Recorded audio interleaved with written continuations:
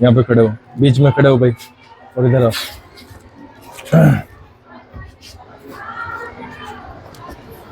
नाम बताओ अपना।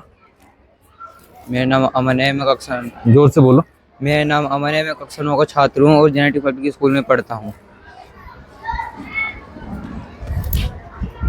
मेरा नाम आर्यन है, मैं कक्षा 9 का छात्र हूँ और मैं जेनेटिक पब्लिक स्कूल में पढ़ता हूँ और मैं गांव सलावा में रहता हूँ। हेलो एवरीवन, आई एम सक्षम, I am a student of class 9th। देखो, जब यहाँ पे आ गए हो तो कोई स्ट्रेट सी बात सुनो, बिना बोले जान तो बचेगी नहीं। जोर से नहीं बोलोगे, मैं आपको रिपीट करवाऊंगा, आप फिर से ऐसे ही बोलोगे, मतलब फिर वो टाइम ही वेस्ट होगा। इसलिए पहली बार में ही ढंग से बोलो, लाउडली बोलो, ठीक है। सबसे पहला चीज टेंसेस के बारे में मैं पूछ रहा हूँ आपसे। टेंसेस में किस किस को क्या क्या दिक्कतें हैं ये बता दो।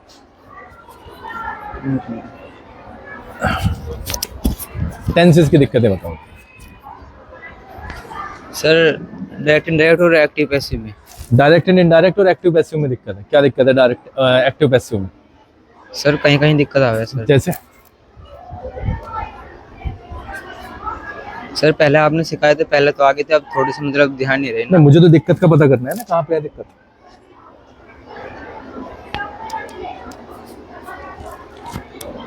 मैं दिक्कत बताओ मुझे तो मैं कुछ सॉल्यूशन करूं उस चीज का।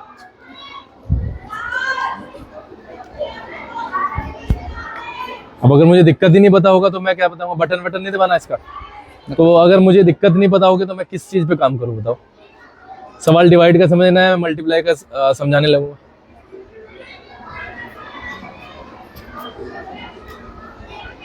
सर एक बार मतलब वो शुरू से करना। नहीं, शुरू से तो परसों करा तो होगा, परसों से अब तक हो गया। मैं तो 48 घंटे बाद मिल रहा हूँ मेरे भाई। मैं परसों हमने क्या कहा था कि हमारा ये चीज स्टार्ट हो गई है, तो परसों से अब तक वो वाली चीज ही तो की होंगी शुरू से। मैंने थोड़ी मना किया था। फिर क्या करना है शुरू से मुझे बताओ। शुरू से नहीं सर, मतलब एक्टिव पैसिव को जो हो ना, वो थोड़े से सर कहीं कहीं मतलब वो आ गया दिक्कत। तो उसी चीज को तो कह रहा हूँ अमन, कहाँ पे? सर बीच बीच में सब्जेक्ट हेल्पिंग वर्ब। मतलब क्या दिक्कत है? अब सब्जेक्ट हेल्पिंग वर्ब में दिक्कत क्या समझो? सब्जेक्ट के बाद हेल्पिंग वर्ब आता है, सबको पता है भाई। देखो, सबसे स्ट्रेट सी तो बात यह है कि परसों से अब तक पढ़ा नहीं है एक्टिव पैसिव और डायरेक्ट इनडायरेक्ट। स्ट्रेट सी तो बात यह है, या कुछ और है बात? क्यों नहीं पढ़ा? ना सर, पढ़ने वाली बात है ना सर। और कौन सी बात है भाई? अगर तुम्हें ये अंदाजा नहीं था कि मेरा नंबर आ जाएगा तो ये तो बेवकूफी है, क्योंकि जब अनाउंस ही हो गया है कि नंबर किसी का भी आ सकता है तो फिर इसमें सोचना क्या है फिर। और तुम्हें बताया कि 3 टॉपिक चल रहे हैं तो 3 के बारे में पूछा जाएगा, और तुम अभी ये भी नहीं बता पा रहे कि कौन सी में मतलब मेनली कौन सी दिक्कत है।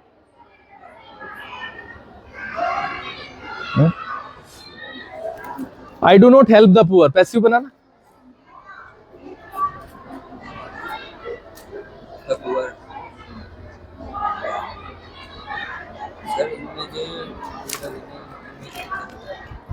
तो आते कहाँ हैं?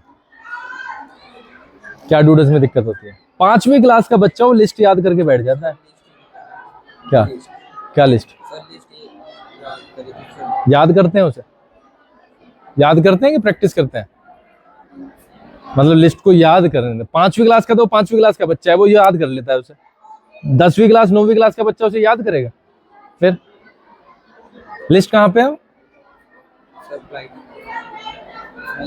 तो 8-10 वर्ड्स है। अगर तुमने याद करने पे भी आओगे तुम, हाँ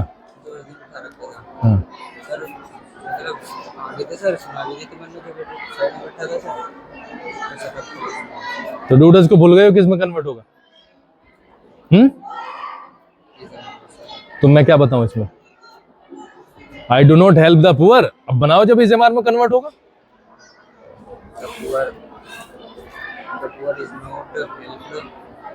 द पुअर आर, हाँ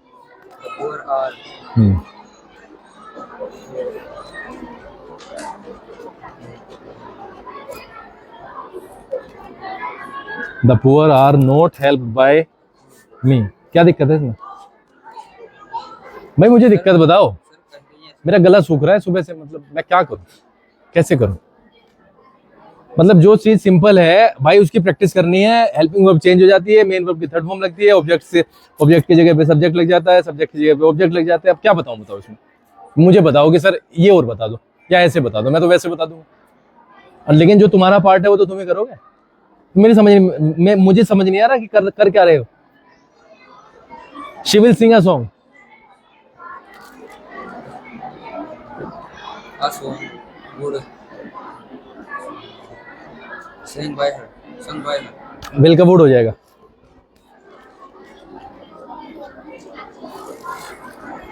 अभी विल का वुड हो जाएगा।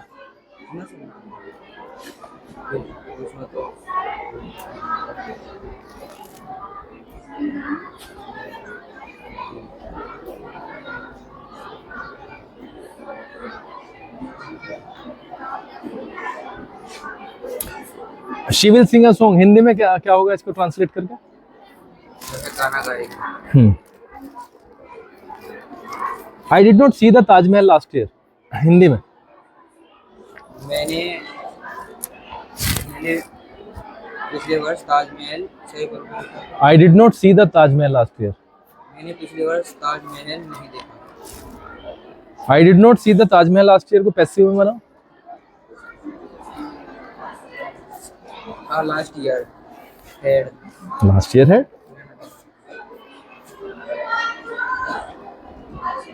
द लास्ट ईयर है। तुम्हें ऑब्जेक्ट और सब्जेक्ट का भी नहीं पता कि इसमें ऑब्जेक्ट क्या है और सब्जेक्ट क्या है। इसमें सब्जेक्ट क्या है इसमें? I did not see the Taj Mahal last year में सब्जेक्ट क्या है? ताजमहल सब्जेक्ट है यार। Very good. वो नहीं हाँ बताओ। हाँ, तो मुझे मेरा क्वेश्चन का आंसर करो कि I did not see the Taj Mahal में सब्जेक्ट क्या है? क्या होता है सब्जेक्ट?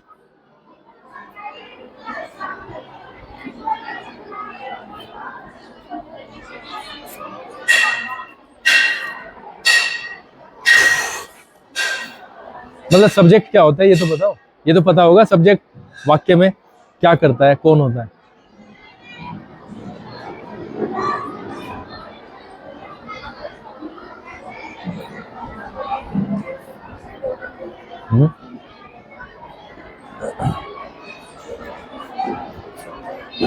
यस कुछ कर नहीं रहा क्या कर?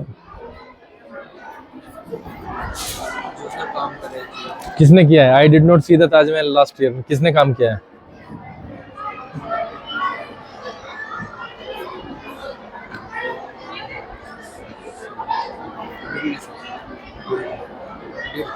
डिड ने काम किया है।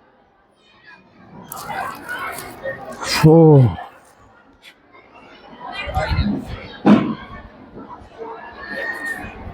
भाई अमन, ये जो स्थिति है वो किस हिसाब से हुई है? हमारी कोई गलती रही है? सिंगल मिस्टेक पता चला हमारी कि सर आपके पढ़ाने में ये वाली दिक्कत रही है। बता। रिवीजन कौन करेगा? रिवीजन आप करोगे या नहीं करोगे? तो उसका फिर वो खामियाजा, उसका जो प्राइस है वो हमें क्यों पे करना पड़ता है भाई?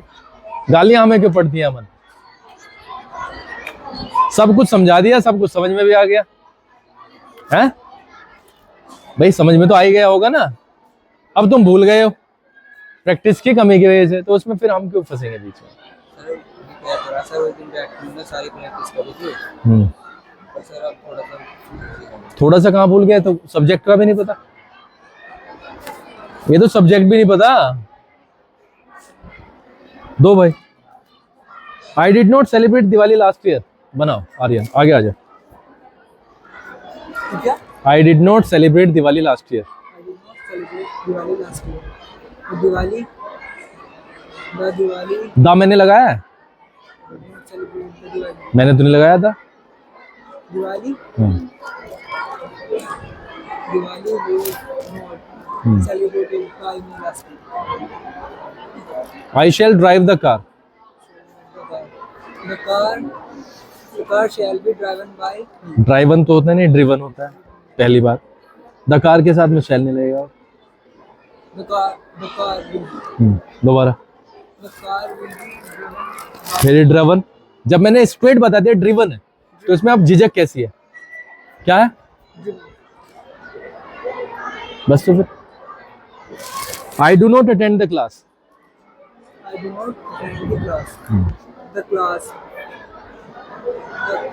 is not attended by direct and indirect में सैड का टोल्ड कब करते हैं, सैड कब करते हैं और आस्क कब करते हैं? told का शायद जब टोल्ड का सैड कैसे हो जाएगा? सैड का करते हैं ना। said का told said का told जब कहते हैं जब अंदर का सेंटेंस पास करते हैं। अंदर का सेंटेंस? कौन से अंदर का सेंटेंस? तो कहाँ से सीखी है भाषा? Reported speech. रिपोर्टेड स्पीच अगर किस में हो? रिपोर्टेड स्पीच के पास्ट में होने से क्या फर्क पड़ता है टोल्ड में? रिपोर्टेड स्पीच चाहे पास्ट में हो, चाहे फ्यूचर में हो, चाहे पॉजिटिव हो, चाहे नेगेटिव हो, ढंग से आंसर करो। सैड का टोल्ड कब करेंगे, सैड कब रखेंगे? said का told so जब करेंगे जब किसी से हम बात कर रहे हैं।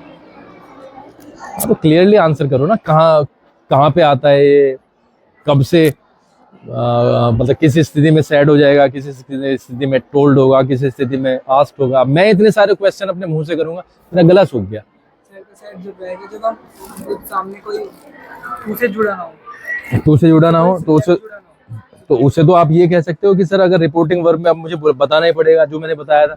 अगर रिपोर्टिंग वर्ब में ऑब्जेक्ट नहीं है तो सैड रखेंगे, रिपोर्टिंग वर्ब में ऑब्जेक्ट है तो उसको टोल्ड कर देंगे। अब इतने से सेंटेंस के लिए वो गोल गोल घूमना मुझे पता नहीं है कि क्या हो रहा है।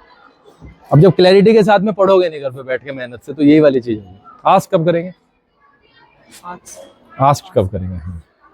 आज जो करेंगे जब सेंटेंस अंदर का पास्ट में किसका सेंटेंस रिपोर्टेड स्पीच में पास्ट में हो तो आस्क कर देंगे।